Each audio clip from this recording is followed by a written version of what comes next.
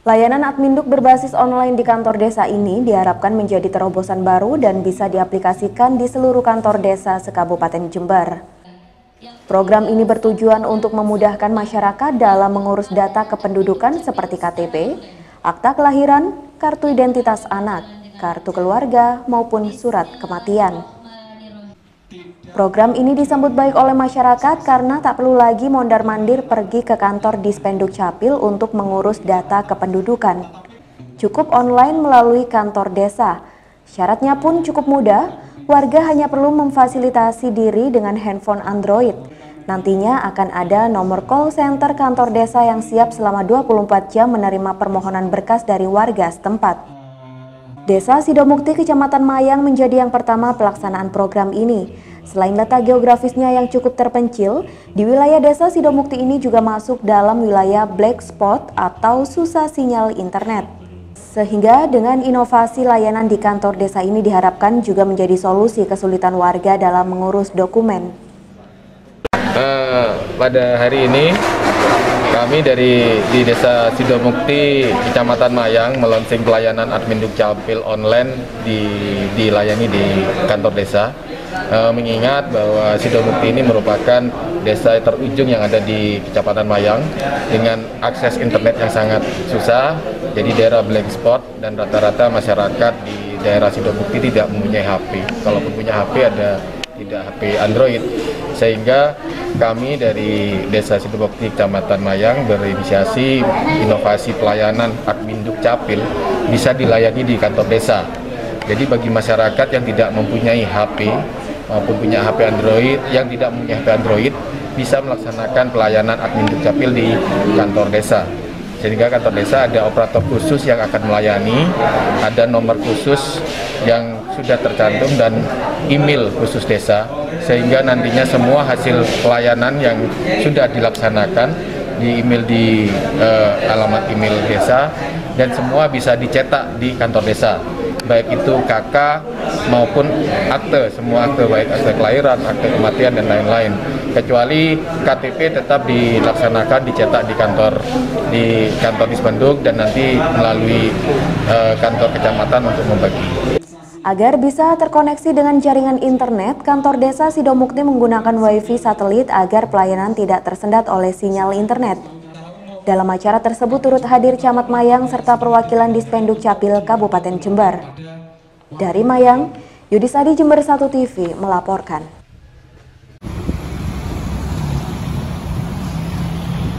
Sampai saat ini kondisi Jalan Sultan Agung atau Jembatan Jompo memang masih dalam proses pembangunan, sehingga kerap menimbulkan kemacetan karena separuh jalan ditutup menggunakan seng.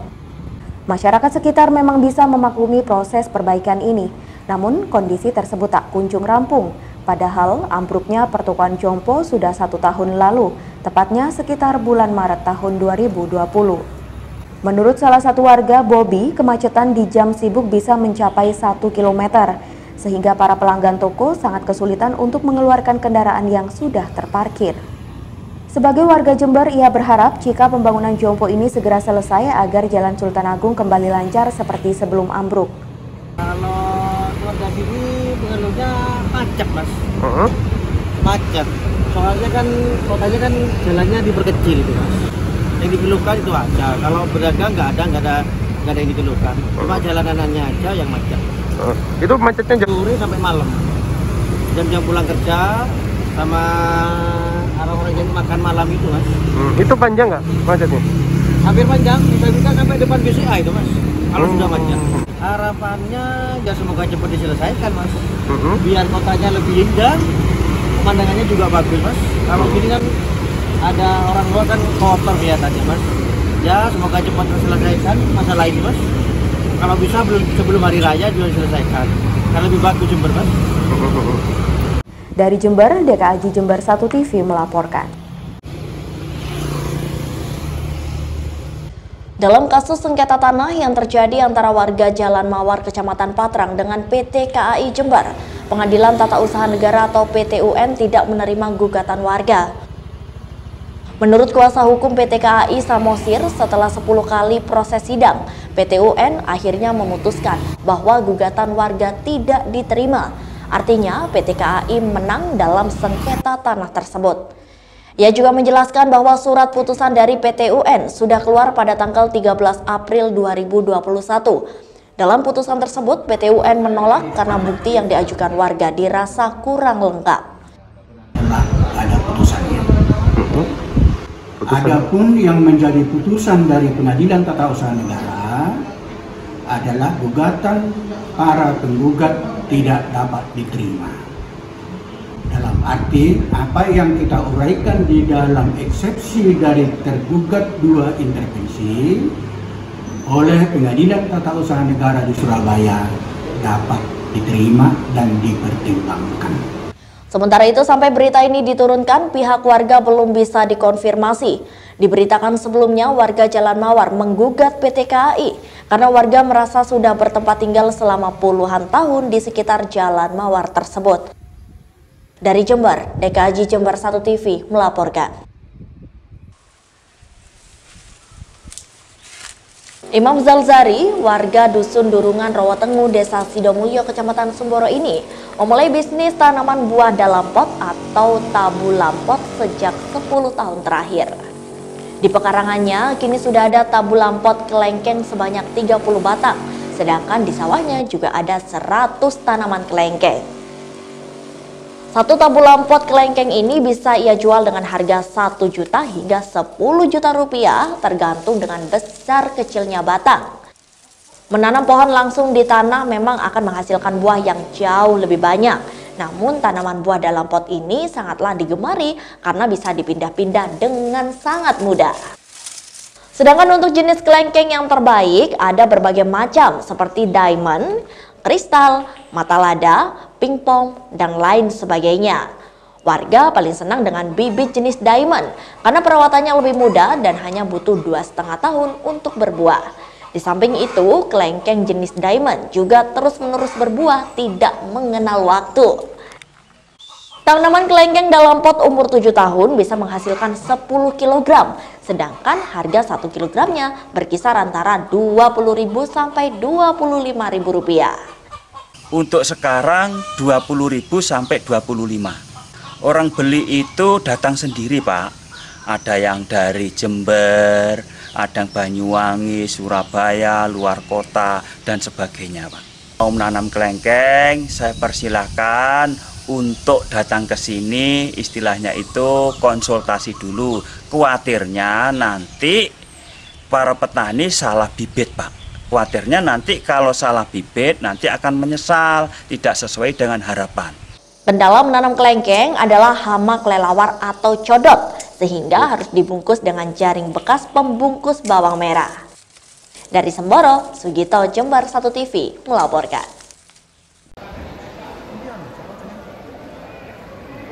Seperti diberitakan sebelumnya, tersangka AS ditangkap oleh tim tabur Kejaksaan Negeri Jember di Jakarta beberapa waktu yang lalu. Sedangkan tersangka MHS sudah menyerahkan diri sebelum AS ditangkap. Peran kedua tersangka pun cukup penting dalam lingkaran kasus Pasar Manggisan tersebut. AS diketahui sebagai Direktur PT Dita Putri Waranawa sebagai pelaksana proyek rehabilitasi Pasar Manggisan. Sedangkan MHS sebagai kuasa Direktur PT Dita Putri Waranawa dalam proyek tersebut. Menurut Kepala Kejaksaan Negeri Jember, Zulikar Tanjung, bahwa pengembangan kasus Pasar Manggisan kini segera menyidangkan 2 tersangka baru yakni MHS dan juga AS. Berkas keduanya sudah lengkap dan P21 dalam waktu dekat segera disidangkan di Pengadilan Tipikor Surabaya. Kami sampaikan pada hari ini telah dilakukan penyerahan tahap kedua dari penyidik ke penuntut umum dalam perkara pembangunan pasar Kemanggisan dalam dalam tahun anggaran 2018. Dalam hal ini yang menjadi tersangka ada 2. Yang pertama adalah AS, yang kedua adalah MHS.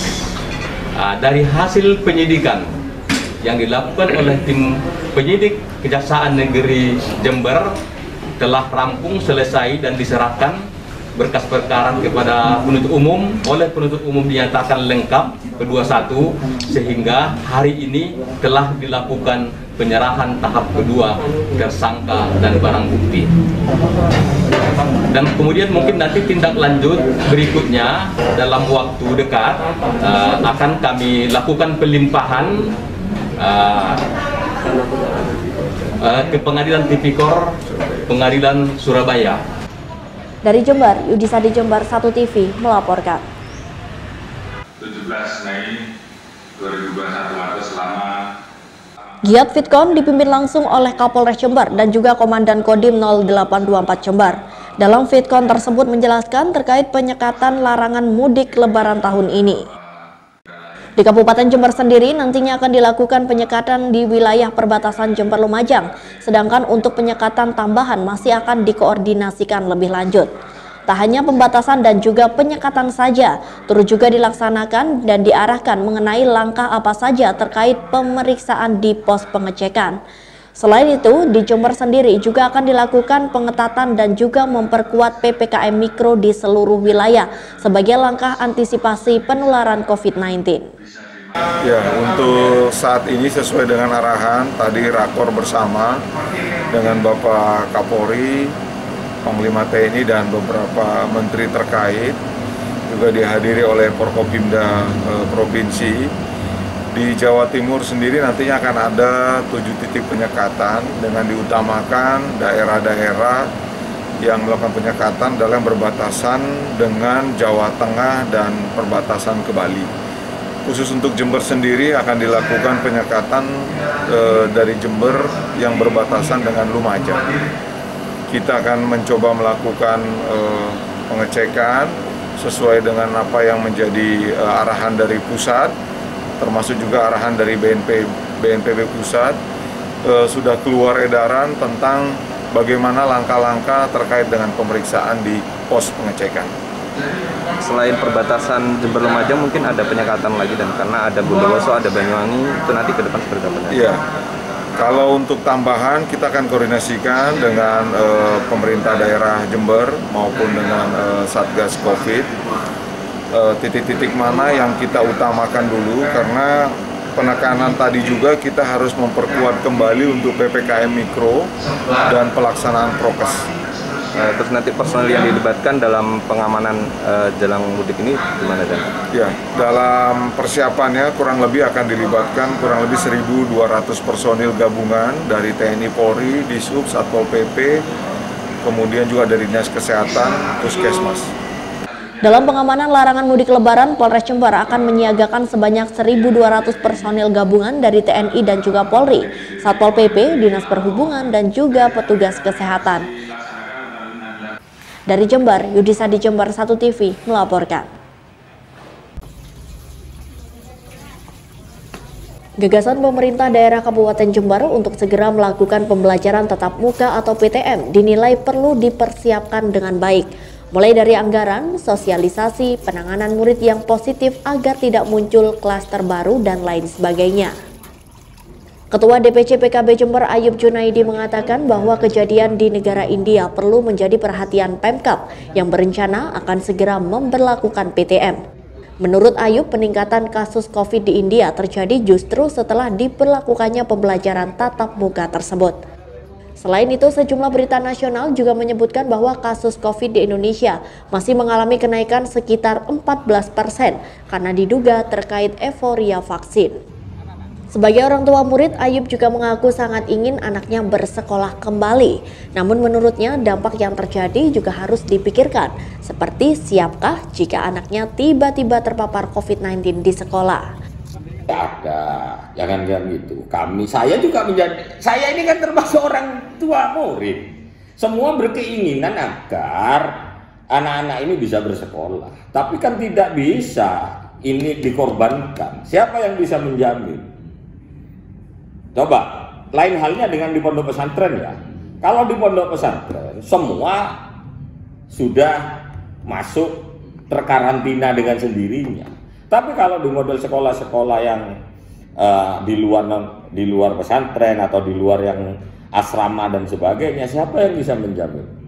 Padahal di beberapa daerah sudah banyak contoh, begitu ada pelaksanaan pembelajaran tatap muka, dapat seminggu di tracing, akhirnya semuanya.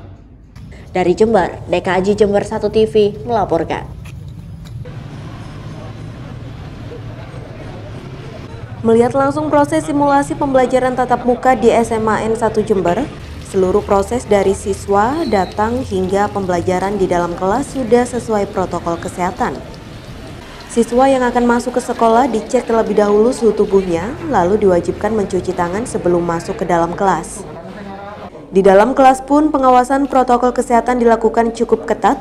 Jumlah siswa yang bisa mengikuti pembelajaran hanya 50% dari kapasitas kelas. Untuk simulasi pelaksanaan PTM tingkat SMA di Jember ini, Pemkab menunjuk 2 sekolah yang memang sudah siap standar protokol kesehatan, yakni SMA N1 Jember dan SMKN 5 Jember. Hari ini dari Dinas Pendidikan sudah melakukan persiapan bersama-sama dengan SMA 1 dan SMK 5. Hari ini kita lakukan simulasi untuk PTM. Ya, pembelajaran tatap muka kita mulai hari ini untuk dua SMA dulu. Tadi sudah saya lihat di simulasi tadi perjalanan sudah bagus. Ya, menurut saya lebih mudah ya, karena SMA ya, anak-anak SMA. Kalau kemarin kita sudah di SD, sudah SMP, sudah, ya itu justru melibatkan orang tuanya lebih ketat. Kalau sekarang udah gede-gede semua kan SMA kok, apalagi yang coba SMA 1, ya SMA favorit seperti ini, dan ini kita lihat bersama-sama bagus. Untuk mekanismenya nanti seperti apa, Pak? Pengawasannya, Pak? Pengawasannya saat ini kita dicek semua dari tim gugus tugas Kabupaten Jember. Saya sebagai penanggung jawabnya gugus tugas ini, yang ada wakil dari Pak Kapolres, dari Dandim, wakil ini sudah sama-sama melihat semua. Dan untuk pengawasannya besok kita serahkan kepada guru, Pak Guru, Kepala Sekolah dan guru-guru, dan kita dari gugus tugas akan selalu pengecekan terus secara random dan setiap saat akan kita datangi. Dan saya berharap pelatihan ini bagus dan kita diikuti dengan sekolah-sekolah yang lain. Kalau sekarang kami coba 2 sekolahan, tapi yang udah siap ada hampir 200 sekolahan udah siap semua. Berapa? 248, kayak jumlah desa kita persis. Dari Jember, Yudis Adi, Jember 1 TV melaporkan. Siswa dan siswi kelas 10 dan 11 SMKN 5 Jember ini melakukan uji coba pembelajaran tatap muka. Meski masih tahap percobaan, mereka sudah diberi pelajaran yang sebenarnya oleh guru selama 3 jam. Cara ini dilakukan secara bergantian dengan teman lainnya. Karena dalam satu kelas hanya dibatasi separuh siswa yang boleh masuk untuk ikut pembelajaran tatap muka, sebelum masuk kelas siswa harus dites suhu badan, cuci tangan menggunakan sabun ataupun hand sanitizer, kemudian masuk kelas dengan tetap menjaga jarak. Satu bangku hanya bisa diisi untuk 1 siswa, sehingga di dalam kelas dilarang untuk bersentuhan satu sama lain. Guru juga hanya mengajar di depan kelas tanpa mendekati siswa. Kepala Sekolah SMKN 5 Jember, Kumudawati, membenarkan adanya pembelajaran tatap muka yang telah diuji cobakan di sekolahnya. Kumudawati mengaku siap jika pada tahun ajaran baru nanti benar-benar diberlakukan pembelajaran tatap muka serentak oleh Kementerian Pendidikan, tentunya tetap dengan berprotokol kesehatan secara ketat, agar lonjakan kasus COVID seperti di India tidak terjadi di Indonesia, khususnya di Jember. Alhamdulillah, kami sudah melaksanakan uji coba pembelajaran tatap muka, ya, karena nanti pada tahun ajaran baru bulan Juli yang akan datang, sesuai dengan arahan Pak Mendikbud kita, sekolah sudah akan memulai kegiatan pembelajaran tatap muka. Jadi kami uji coba memulai dari sekarang, ini khusus untuk kelas 10 atau kelas 1. Karena kelas 3 sudah tidak ada pembelajaran, kemudian kelas 2, kelas 11 sedang ada kegiatan PKL atau magang di industri. Jadi tidak ada di sekolah. Jadi ini hanya khusus kelas 10 dengan teknis sehari masuk 50%. Dari Jember, DKAJ Jember 1 TV melaporkan. Mendekati Hari Raya Idul Fitri, Dinas Tenaga Kerja atau Disnaker Kabupaten Jember mulai mengedarkan surat kepada perusahaan-perusahaan di Jember tentang kewajiban pembagian THR kepada para pekerja. Kepala Bidang Hubungan Industrial, Syarat Kerja dan Jaminan Sosial Tenaga Kerja Lili Rismawati mengatakan, sudah menerima surat edaran dari kementerian dan juga sudah mendapatkan surat dari Pemprov, sehingga akan segera menindaklanjuti kepada perusahaan. Sampai saat ini di Jember ada sekitar 889 perusahaan yang tercatat di Disnaker. Lili juga menegaskan bahwa perusahaan wajib membayarkan THR kepada para pekerjanya maksimal H-7 sebelum Idul Fitri. Sementara adanya sanksi, ya, ada keterlambatan membayar THR aja juga ada sanksi denda, ya. Lambat membayar THR waktunya melebihi dari yang sudah ditentukan ketentuannya, itu mengatur adanya sanksi tanpa menghilangkan kewajiban perusahaan untuk tetap membayar THR. Ya, denda tapi tetap membayar THR-nya. Yang kedua, apabila tidak membayar THR itu juga bersanksi terkait dengan sanksi administrasi. Ada beban tertulis. Secara teknis berdasarkan Permenaker nomor 6 tahun 2016 dan PP nomor 36 tahun 2021 tentang pengupahan, karyawan yang bekerja 1 bulan dari 12 bulan, maka jumlah THR yang diberikan adalah proporsional. Sedangkan bagi pekerja yang sudah bekerja lebih dari 1 tahun, maka berhak mendapatkan THR sebesar 1 bulan gaji. Dari Jember, DKAJ Jember 1 TV melaporkan. Setiap harinya, Anang Pujianto, warga perumahan Taman Gading Jember, berkutat dengan TV bekas. Karena ia sudah tidak lagi bekerja di perusahaan susu kemasan tempat dia bernaung selama bertahun-tahun. Karena pandemi COVID-19 membuat perusahaannya terpuruk dan memaksa dilakukan pengurangan tenaga kerja dan Anang termasuk di dalamnya. Anang tidak langsung memutar otak dengan mencoba memanfaatkan TV bekas yang banyak dijumpai di wilayahnya untuk dijadikan sesuatu yang bermanfaat. Akhirnya TV bekas tersebut disulap menjadi akuarium yang cantik dan juga indah. Dengan sentuhan seni dan konsep padang pasir, akuarium tersebut diberi pepohonan plastik seperti pohon palm, kurma, rumput, dan juga pasir seperti halnya di Timur Tengah. Tak lupa ia juga membingkai kaca akuarium menyesuaikan dengan besarnya televisi dan mengelemnya dengan lem kaca. Setelah dianggap selesai, Anang kemudian memberikan air dalam akuarium televisi itu berikut ikan air tawar agar terlihat lebih menarik, dan ia juga memberi lampu penerangan pada akuarium TV-nya. Anang juga menjual akuarium TV tersebut dengan harga tergantung besar kecilnya televisi. Untuk ukuran kecil, ia menjual dengan harga Rp400.000. Jika ukuran besar, harganya Rp800.000. Pada momentum bulan Ramadan ini telah banyak permintaan akuarium tak biasa itu. Kebanyakan pembeli memesan lewat online. Saya potong, lalu saya tambah kaca, samping kanan kiri, sama bawah, sama belakang. Jadi saya ngikutkan bodi TV itu sendiri. Nah, lalu saya belah ini atapnya. Saya bisa buka tutup. Dan rangkaian yang ada di sini kayak tombol-tombol ini semua tak fungsikan. Ya, terus tak fungsikan. Ini bisa hidup mati lampunya. Jadi di situ kesannya tidak mengurangi sedikit pun terhadap kesan TV itu sendiri. Dari Jember, Yudisa di Jember 1 TV melaporkan.